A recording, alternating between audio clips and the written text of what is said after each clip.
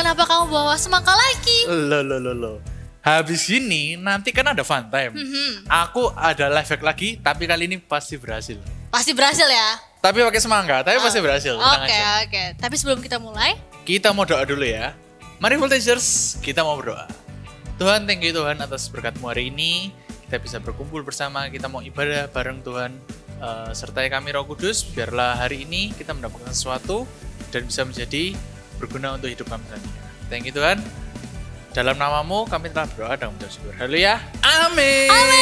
ayo kita makan semangka. Enggak dong. Oh, bukan. Kita habis gini mau praise the Lord. So, let's dance. Semuanya bisa bangkit berdiri bersama-sama. Tepuk tangannya seperti gini ya. Jangan. Hey, hey, hey. Hey, hey, hey. Katakan. Hey, hey, hey. Semua bebas terlepas, kuasa maut telah terhempas. Nama Yesus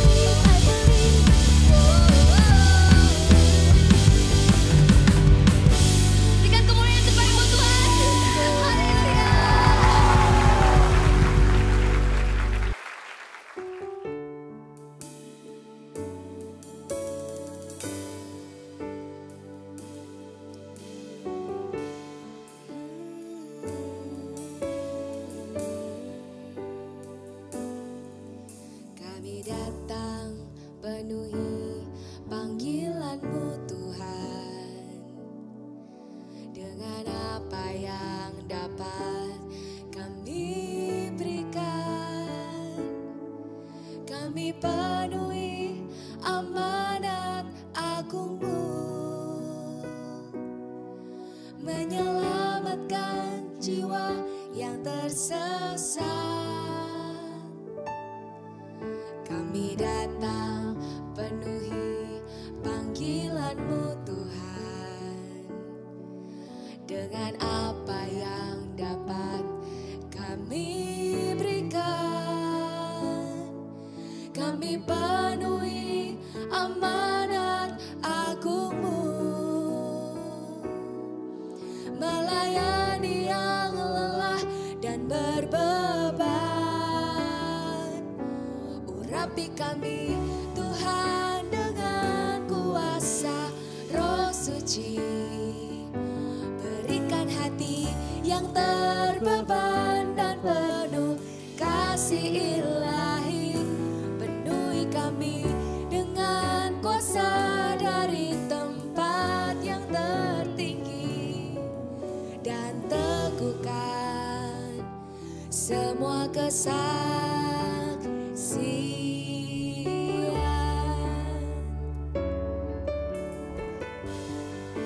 Pakai kami Tuhan, jadi alat-Mu. Kami datang penuhi panggilan-Mu Tuhan. Dengan apa yang dapat kami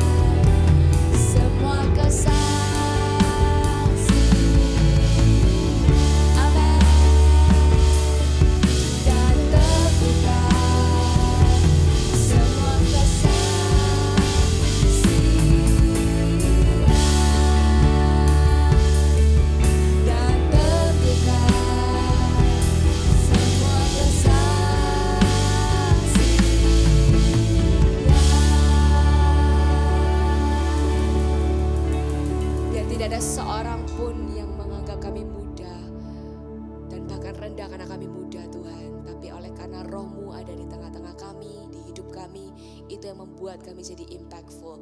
Kami minta Tuhan kebenaran firman-Mu juga membuat kami semakin hari bertumbuh di dalam Engkau. Dan kami siap juga melakukannya. Di dalam nama Tuhan Yesus Kristus, kami mengucap syukur dan berdoa. Haleluya. Amin. Hai Multijers, senang banget Kak Papa bisa balik lagi ketemu kalian di ibadah Voltage. Kita akan lihat apa yang firman Tuhan katakan, yang pasti akan memberkati kita untuk membangun kita semua. 1 bulan ini, selama bulan Januari, tema besar kita bahas soal dream, mimpi gitu ya, cita-cita. Kakak mau dorong, mau ingatkan terus untuk setiap kalian, jangan pernah takut ya, punya mimpi yang besar, yang hebat, yang benar-benar nanti di masa yang akan datang Tuhan akan pakai kalian lebih hebat daripada orang-orang yang sudah hebat sekarang ini. Gak peduli keadaan kalian gimana, keadaan keluarga kalian gimana, asalkan kalian mau terus percaya, karena Tuhan loh yang taruh di hati kalian itu. Seperti Tuhan taruh di hatinya Yusuf, mimpi besar itu bukan dari diri sendiri, tapi dari Tuhan. Yang penting adalah gimana sikap kita setiap hari. Karena mimpi kita kan kita akan genapi atau terjadi tuh nanti. Tapi yang penting sekarang ini loh, setiap hari kita jalanin hari-hari kita ini tuh sangat menentukan. Karena untuk mencapai apa yang kita mimpikan itu pasti loh ada yang namanya masalah. Aduh, gak enak banget ya kalau bahas soal masalah. Tapi iya, yang namanya masalah itu nyata. Yang namanya masalah itu pasti ada. Umur berapapun kita, pasti yang namanya masalah itu ada.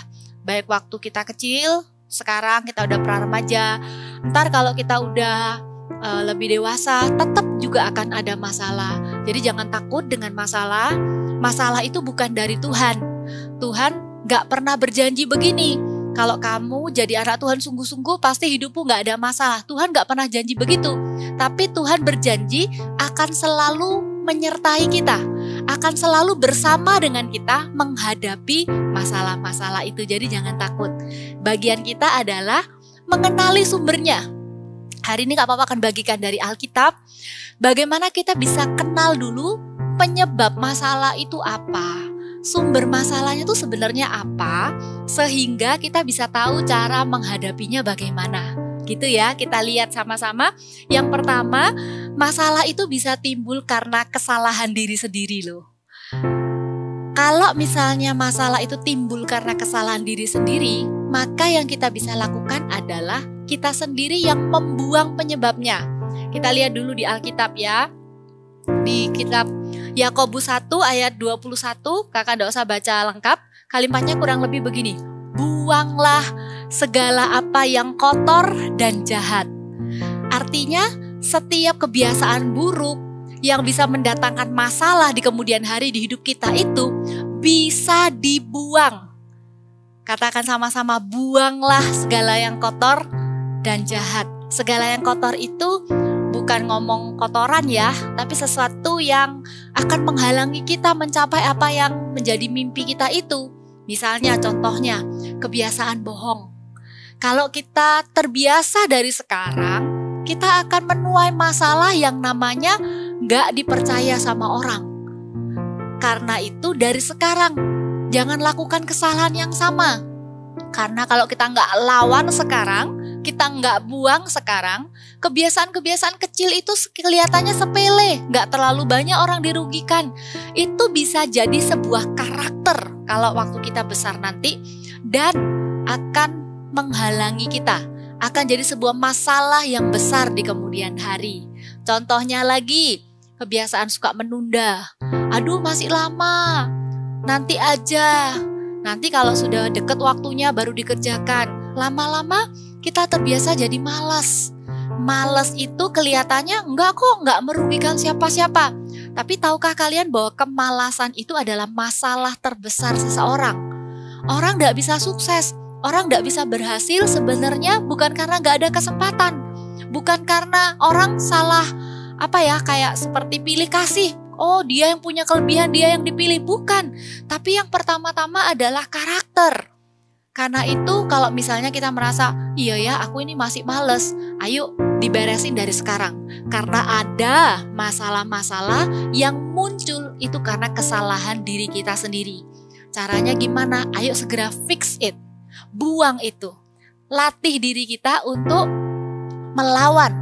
Kalau kita biasa males, ya ayo kita berusaha lebih tertata, lebih punya planning.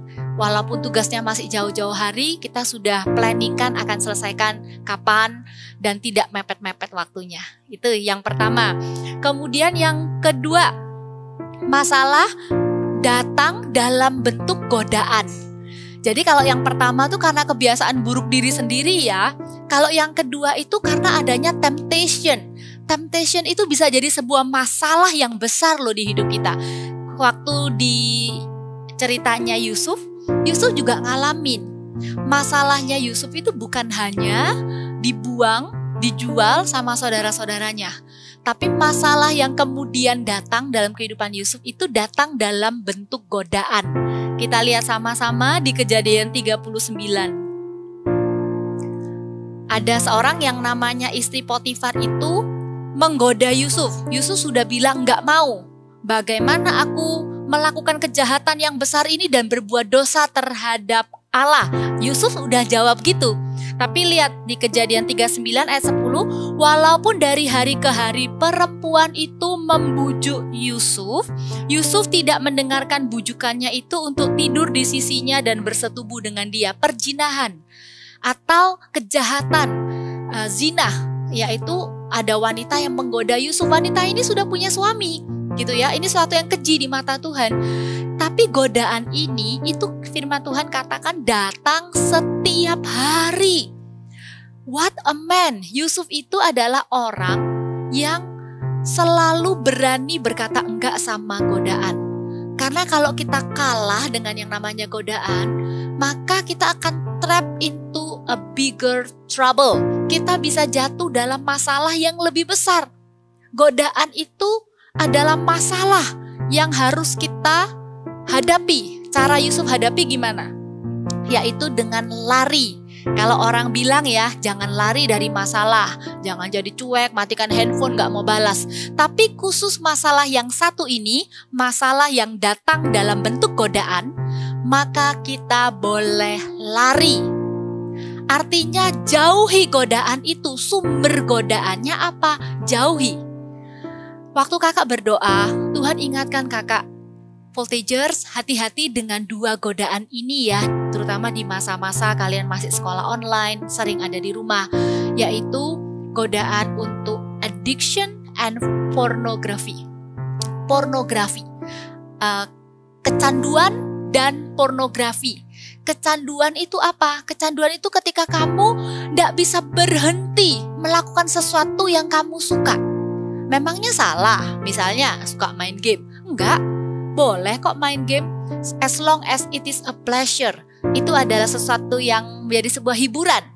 Tapi kalau itu sudah menjadi sesuatu yang mengikat, artinya kita jadi nggak mau lakukan yang lain, nggak bersemangat lakukan yang lain, hanya lakukan main game itu. Hati-hati, apalagi kalau sudah sampai di taraf di mana ketika di stop sama orang tua mungkin kita bisa marah, kita bisa emosi, kita bisa bahkan benci dengan orang tua kita hanya karena kita dilarang main game. Ketika itu terjadi, ayo mulai dari sekarang minta Tuhan tolong ya.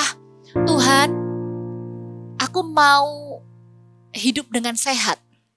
Aku gak mau terikat dengan apapun. Aku gak mau kecanduan apapun. Apakah itu game online, apakah itu apapun lah yang lain-lain. Kalian yang tahu sendiri, setiap orang beda-beda ya. Dan yang kedua yang Tuhan ingatkan adalah pornografi. Itu godaan yang selalu bisa datang setiap hari. Tidak ada yang bisa mengawasi kita 24 jam. Kakak sebagai orang dewasa juga punya freedom, akses tanpa batas di gadget kakak. Tapi kakak selalu berdoa juga. Seperti lagu yang berkata, kekang suci di dagingku, terus pimpin aku. Roh Kudus bantu aku supaya aku gak jatuh di dalam dosa pornografi lewat gadget. Kita nonton-nonton sesuatu yang gak baik. Sebenarnya ya, kalau misalnya ada rasa penasaran di dalam diri kalian, kalian pengen tahu itu apa sih?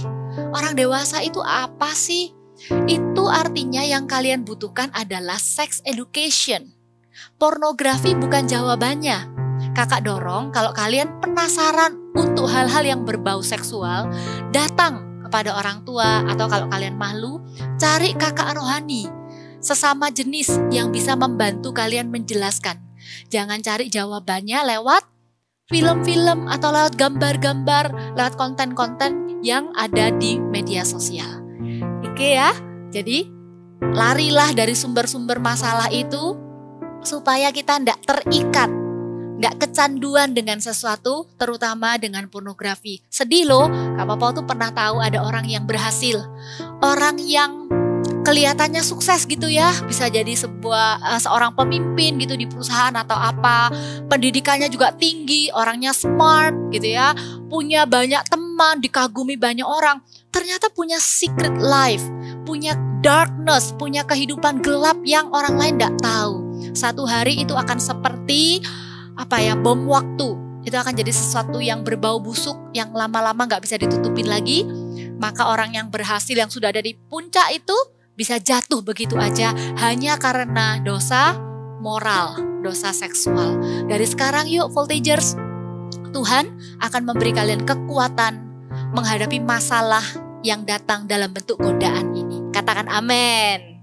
Amin ya, seperti Yusuf yang sudah lari dari godaan istri Potifar. Walaupun akhirnya muncul masalah yang ketiga. Kalau dari ceritanya Yusuf, yang ketiga adalah masalah yang muncul akibat perlakuan orang lain.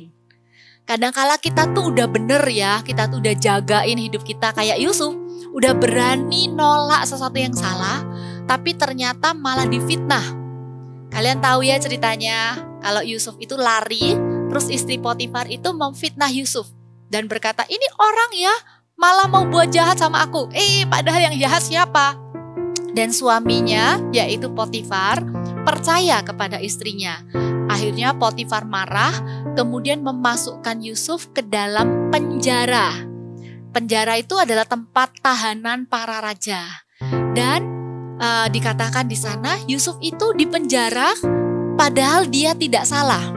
Masalah yang ketiga yang kita bisa hadapi di hidup ini adalah ketika kita menerima perlakuan orang lain yang gak baik. Bisa jadi kita juga difitnah.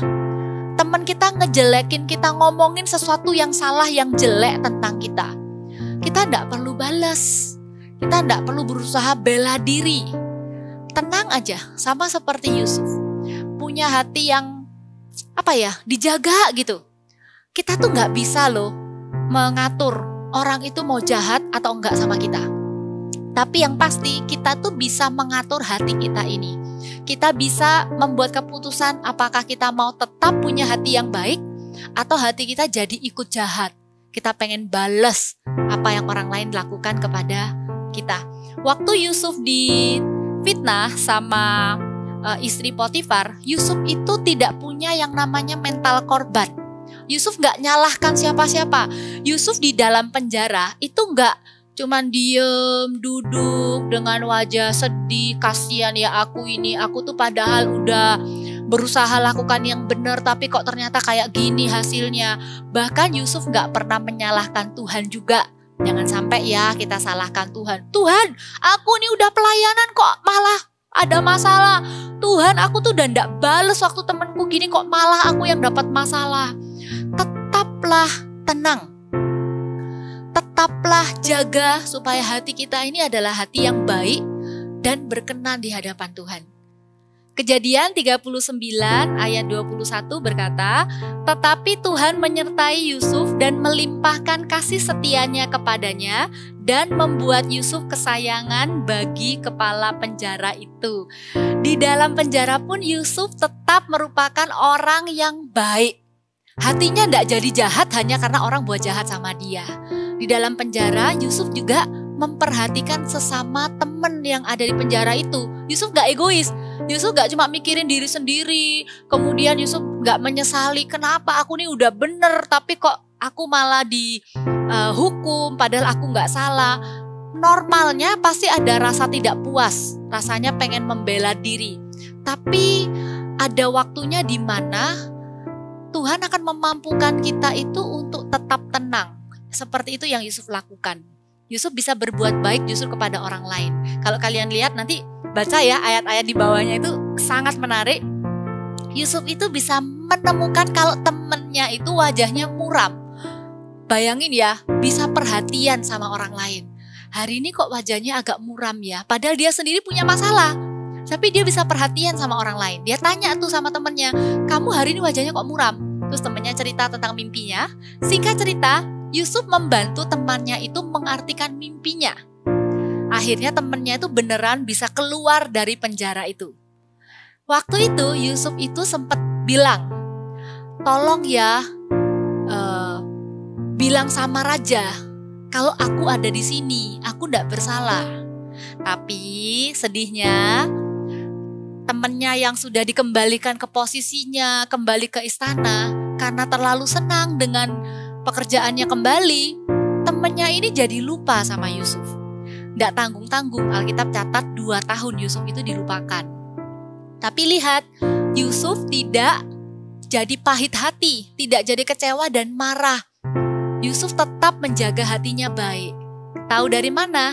Karena waktu nanti Yusuf dipercaya jadi penguasa, tidak pernah ada tuh ceritanya Yusuf itu membalas Potifar atau istri Potifar dipanggil terus dihukum. Atau temennya tadi yang lupa sama janjinya ini dipanggil terus dipecat atau dihukum. Gak ada. Yang ada adalah Yusuf itu benar-benar menjaga supaya hatinya itu tidak menjadi jahat. Sekalipun orang lain bisa melakukan hal yang jahat. Masalah yang ketiga tadi bisa datang karena perbuatan orang lain. Tapi respon kita, sikap kita terhadap masalah itu akan membuat hasilnya berbeda. Amin. Kak Popo percaya kalian akan pilih untuk menjadi seperti Yusuf yang hatinya tetap baik. Dan yang terakhir adalah masalah yang butuh mujizat Tuhan. Ada masalah yang kita tidak bisa selesaikan sendiri. Contoh, kalau tadi 3 poin yang tadi itu kita masing-masing tahu caranya. Ada di tangan kita.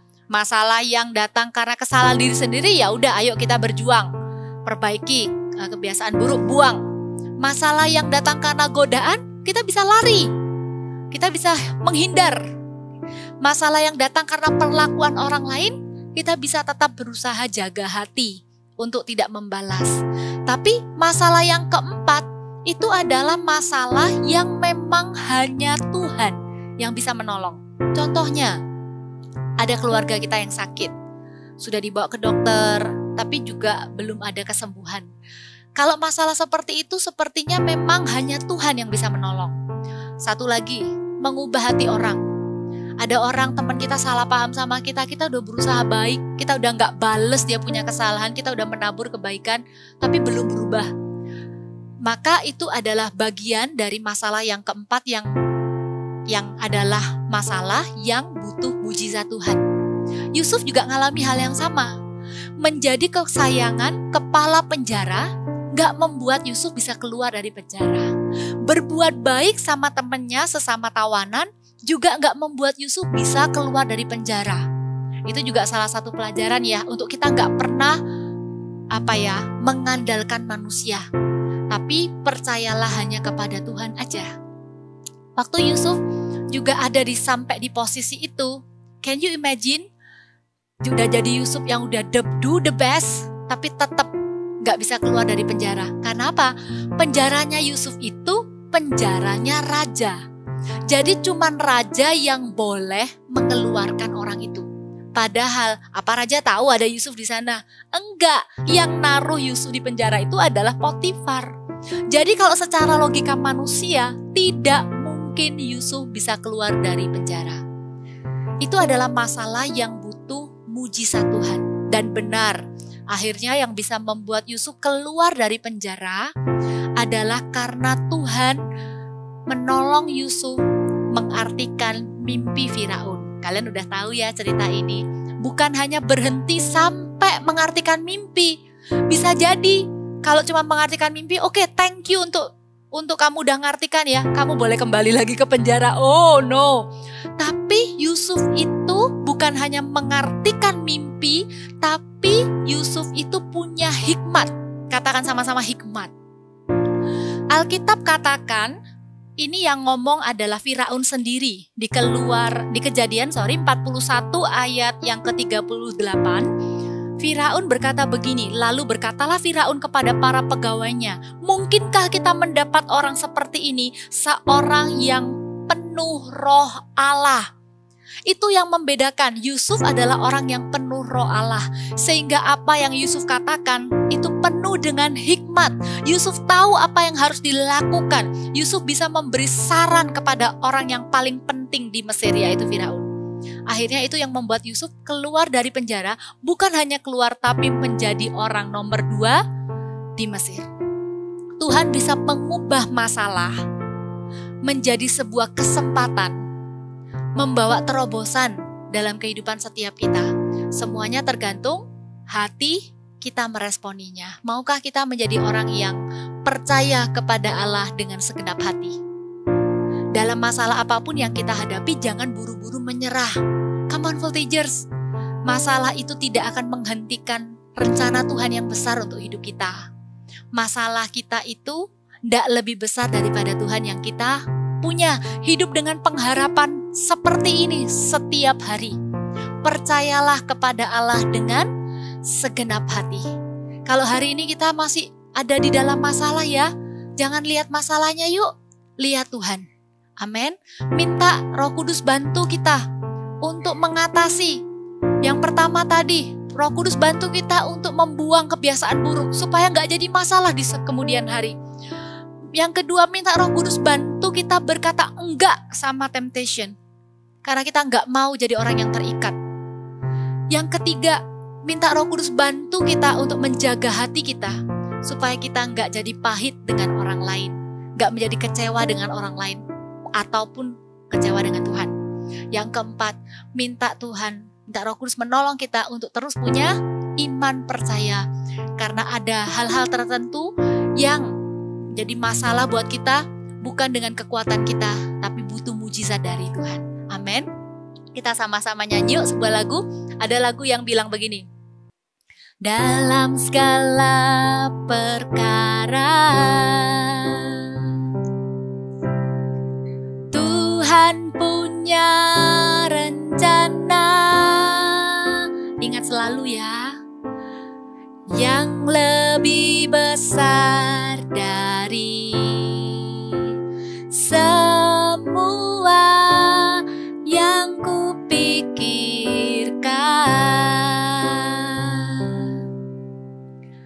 Apapun yang kau perbuat, ada maksud jahat, sebab itu ku lakukan semua denganmu Tuhan.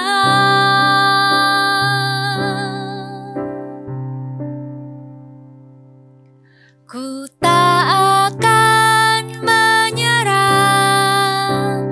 pada apapun juga, sebelum ku coba semua yang ku bisa, tetapi ku berserah kepada kehendakmu.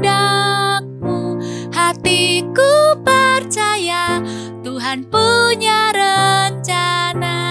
Nyanyikan lagi sama-sama, ku tak akan menyerah. Mungkin lagu ini baru buat kalian. Kakak dorong kalian pelajari lagu ini ya, karena kata-katanya sangat powerful juga untuk mengingatkan kita untuk terus percaya kepada Tuhan. Ku tak akan menyerah pada apapun juga, sebelum ku coba semua yang ku bisa, tetapi ku berserah kepada kehendakmu. Tuhan punya rencana. Kakak mau doa buat kalian taruh tangan kalian di hati. Roh Kudus akan bantu kalian. Roh Kudus mengenal kalian lebih dari siapapun juga. Roh Kudus tahu masalah apa yang hari-hari ini kalian hadapi. Dan Roh Kudus akan menolong kalian. Amin.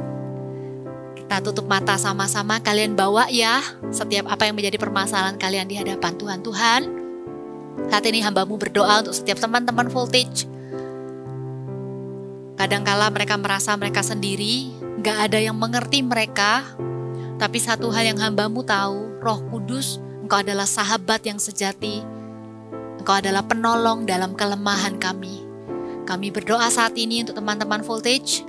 Kalau di antara mereka Tuhan, ada yang sedang di dalam masalah, sungguh-sungguh hambamu berdoa, bantu mereka ya Tuhan. Masalah apapun yang mereka hadapi, baik itu karena kebiasaan buruk sendiri, baik itu karena godaan dosa, baik itu karena perlakuan orang lain yang tidak baik, atau karena mereka membutuhkan mujizat Tuhan. Hamba-Mu minta hari ini ya Tuhan, bantu setiap kami untuk terus percaya kepadamu, melihat Engkau, dan kami percaya Tuhan akan menolong kami dalam masalah kami. Masalah kami tidak akan membuat kami jadi lebih buruk. Masalah kami tidak akan membuat kami jauh daripada Tuhan. Masalah kami tidak akan membuat kami mundur. Tapi kami akan berjalan terus bersama dengan Tuhan. Sehingga satu hari kami akan menoleh ke belakang melihat masa-masa di mana kami mengalami masalah itu, kami berkata, Tuhan Yesus terima kasih sudah setia menolong kami. Kami sekarang jadi lebih kuat, kami jadi lebih berhikmat, kami jadi lebih percaya kepada Tuhan Yesus. Terima kasih Tuhan Yesus. Angkatlah kedua tanganmu, terimalah berkat yang terbaik dari Allah Bapa yang mengasihimu, dari Tuhan Yesus, dan dari Allah Roh Kudus yang selalu menyertaimu, tidak pernah dibiarkannya engkau sendirian. Terimalah hikmat untuk kamu bisa membuat keputusan yang tepat di waktu yang tepat. Ketika kamu bingung harus berbuat apa, Roh Kudus akan memberikan hikmat kepadamu. Terima kasih Tuhan Yesus, berikan tambahkan karunia iman kepada setiap kami juga. Di dalam nama Tuhan Yesus, haleluya, amin. God bless you. Joel, kali ini kamu mau ngapain nih? Hari ini fun time-nya adalah life hack lagi. Oke. Tetapi hari ini pasti berhasil. Aku sudah mencari-cari di internet cara-cara life hack yang keren. Ini salah satu yang keren. Oke, apa? Hari ini kita punya semangka. Semangka. Semangka lagi ya kan. Sama kita punya benang di sini. Benang. Benang. Oke. Aku nggak bisa menebak nih mau ngapain. Ini tuh buat misalnya nih, buat voltagers kan kadang ada yang nggak dibolehin pegang pisau gitu kan. Oke. Kan itu kan bahaya juga. Oke. Kita juga bisa memotong tanpa pisau menggunakan Yakin benang bisa? ini. Yakin dong. Ini ya, kita contohin ya.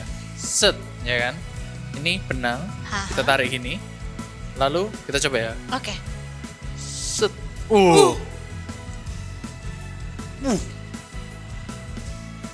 Bisa? Wih, bisa dong. Gimana? Gimana? Weh, Beneran berhasil bisa. kan? Coba aku makan ya. Boleh. Wih, bisa dong. Kenapa tidak? Set. Ih, gak apa-apa lah, merahnya aja. Gimana voltagers? Bagi kalian yang gak boleh pakai pisau, susah, pakai benang, tetap bisa motong. Wah, kamu keren banget Joel. Kamu semangat dan berusaha walaupun yang sebelumnya gagal, tapi kali ini kamu berhasil. Bener, kuncinya itu ya voltagers, tetap semangat dan juga terus berusaha. Bener banget. Sekian live hack dari YouTubers terkenal. Jangan lupa untuk like, komen, dan subscribe. bye-bye. Bye-bye.